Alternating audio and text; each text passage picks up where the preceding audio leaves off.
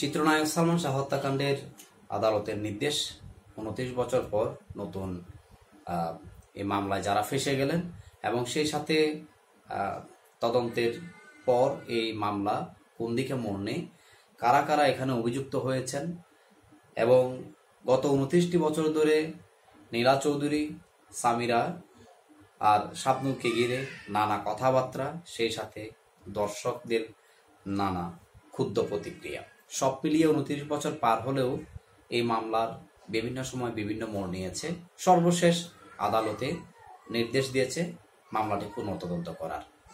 এই মামলায় যে ব্যাপারগুলো উল্লেখ করা হয়েছে, তার মৃত্যুর পর একটি সিরিঞ্জ পাওয়া গেছে এবং তার বুকের নিচে কালো দাগ, এই বিষয়টি এখানে উল্লেখ করা হয়েছে এবং সেই সাথে তদন্তের নির্দেশ দিয়েছে আদালত। একে ঘিরে নীলা চৌধুরী এবং সামিরা যে বক্তব্য আমরা এতদিন শুনেছিলাম এবং ভক্তকুলের যে বক্তব্য, ডনের যে বক্তব্য এবং আজিজ মোহাম্মদ ভাইয়ের যে ব্যাপার, সবকিছু এই কেসকে ঘিরে অনেক কৌতূহলের জন্ম দিয়েছে। আসলে এখানে ঘটনাটা কি ঘটেছিল? আজকে থেকে ২৯ বছর আগে এই নায়ককে অকাল মৃত্যুবরণ করতে হয়েছে। এটা বাংলাদেশের দর্শক সমাজ, সিনেমা প্রেমীরা যেমন মেনে নিতে পারেনি, তেমনি তার পরিবার বা তার শুভাকাঙ্ক্ষীরাও মেনে নিতে পারেননি।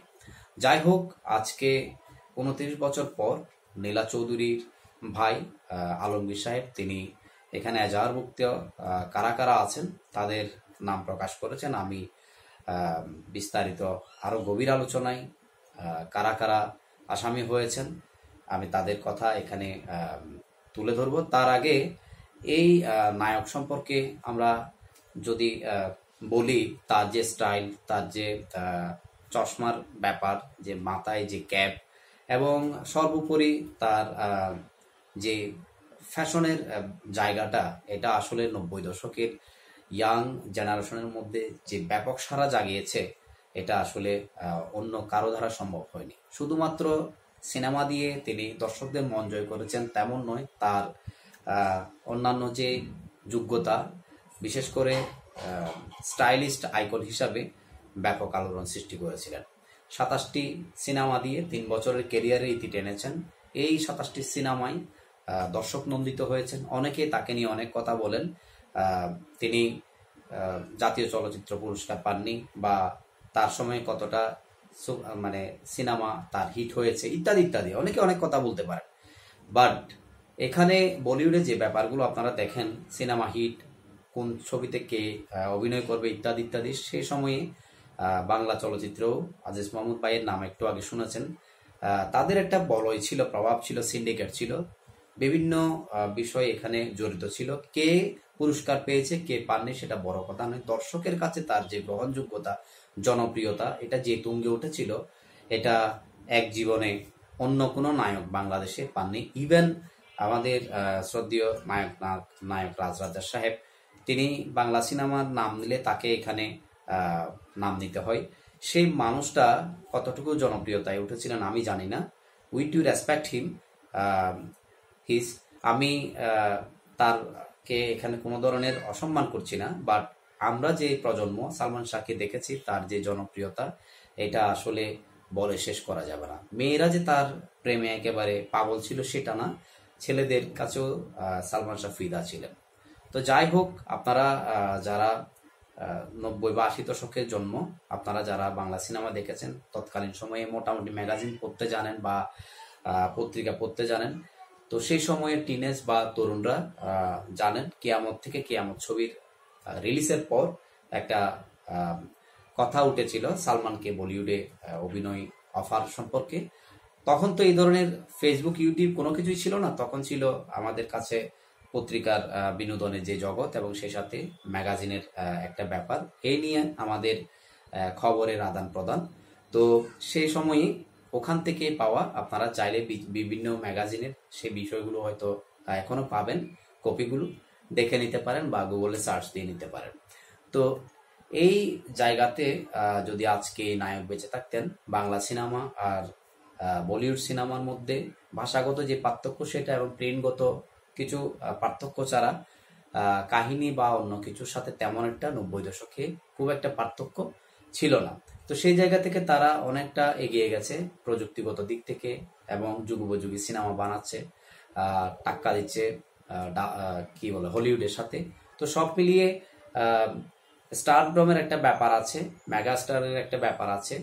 সেই জায়গায় যদি সালমান আজকে বেঁচে থাকতো তাহলে সেই অনন্য লেভেলের যে সিনেমা আমাদের এখানেও হতো। এখন যে হচ্ছে না তা না। বাংলাদেশের একজন নায়ক সাকিব খান, তিনি মোটামুটি বাংলাদেশের কিছু সিনেমা ইন্টারন্যাশনাল লেভেলের তিনি মোটামুটি করেছেন এবং আরও করবেন। অনেক ভালো অভিনয় করেন। তার 25 বছরের যে ক্যারিয়ার বাংলাদেশকে রিপ্রেজেন্ট করছে, ভেরি নাইস। এবং তিনিও এই সালমান শাহর অনেক ফ্যান। তার জন্মদিন এবং মৃত্যু দিবসকে কেন্দ্র করে তার যে ফেসবুক স্ট্যাটাস সেগুলো যদি দেখেন তাহলে আপনারা বুঝতে পারবেন। এক কথায় সালমান শাহ হচ্ছে নায়কদের নায়ক, তার সমসাময়িক থেকে এই পর্যন্ত। অর্থাৎ সালমান শাহকে কেন্দ্র করে অনেক নায়ক এসেছেন, ফেরদৌস, শাকিল খান, সাকিব, আরো অনেকে এসেছেন এটা তাকে কেন্দ্র করে। যদিও বা রিয়াজ তার সাথে একটি ছবি করেছে, আরো একজন দুজন এসেছেন, আমি তার নামগুলো এখন এই মুহূর্তে মনে নেই, সেজন্য বলতে পারছি না। তো এই নায়কের অকাল প্রয়াণ এটা দর্শক থেকে শুরু করে সাধারণ মানুষকে কাঁদিয়েছে এবং ভক্তকুল বা তার যে জনপ্রিয়তা এখনো পর্যন্ত সেটা যদি বিবেচনা করেন, একটা মানুষ মৃত্যুর 29 বছর পরও কেমন জনপ্রিয় হলে তাকে নিয়ে আলোচনা হয়, তাকে নিয়ে কথা ওঠে এবং তাকে নিয়ে অনেকে চোখের জল ফেলে।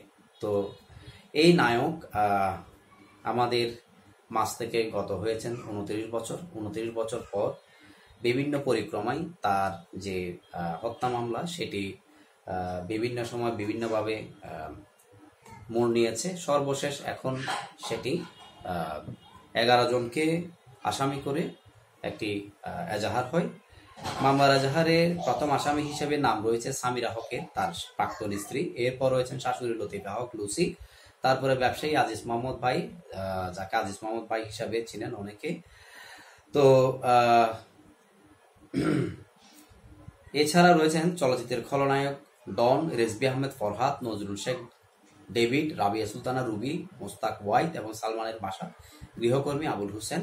মোট অভিযুক্ত 11 জনের পাশাপাশি উল্লেখ করা হয়েছে অজ্ঞাতনামা আরও কয়েকজন। তো এক্ষেত্রে শাবনূরকে নিয়ে যে কথাবার্তাগুলো উঠত সালমান শাহ এবং শাবনূরের কেমিস্ট্রি বা তাদের কারণে সাংসারিক জীবনে কলহ এবং এই ব্যাপারগুলোর পেছনে তাকে ঘিরে অনেক মানে রসালো কথাবার্তা ইত্যাদি ইত্যাদি আমরা শুনেছি। প্রকৃতপক্ষে এখনো পর্যন্ত শাবনূরের কোনো অন্তর্ভুক্তি এখানে মামলার এজাহারে নেই এবং পরবর্তীতে সামিরা হকের বিভিন্ন সময়ে যে অভিযোগগুলো, নীলা চৌধুরীর যে অভিযোগগুলো ইত্যাদি ইত্যাদি, এগুলো থেকে যখন তদন্ত করবে বা তদন্তের খাতিরে শাবনূরকে যদি এখানে কোর্ট তলব করে বা তার নাম যদি আসে হয়তোবা তখনের বিষয়, তখন সেটা কি হয় জানি না। বাট এখানে এখনো পর্যন্ত তার পরিবারের পক্ষ থেকে এবং কোনো জায়গা থেকে শাবনূরের নাম এজাহারের মুক্ত হয়নি। এটা আপনারা মোটামুটি যে এজাহার আছে সেই এজাহারগুলো আমি আপনাদেরকে পড়ে শুনিয়েছি, আপনারা আশা করি ক্লিয়ার হয়েছেন। যেহেতু অজ্ঞাতনামার একটা বিষয় আছে, তো এজন্য আমি কিছু বিষয় এখানে কি রাখলাম, মানে কোর্টে নাম কোর্ট এখানে পয়েন্ট রাখলাম। হয়তো এটা কোর্টের বিষয়, কোর্ট ফয়সালা দিবে, কোর্ট যেটা বিচার করে যেভাবে এই রায় হয় এবং যেভাবে আসুক না কেন, আমি নিজেও সালমান শাহর অনেক বিগ ফ্যান এবং আমরা যারা 80 দশকের শেষ অবধিতে জন্ম, 90 দশকের জন্ম, আমরা যারা বাংলা সিনেমা বলতে বিটিভিকে কেন্দ্র করে দেখতাম এবং সালমান মানে অনেক কিছু।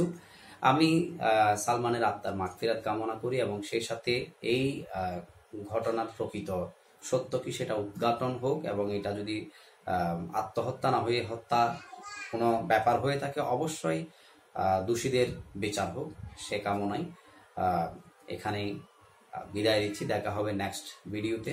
আসসালামু আলাইকুম।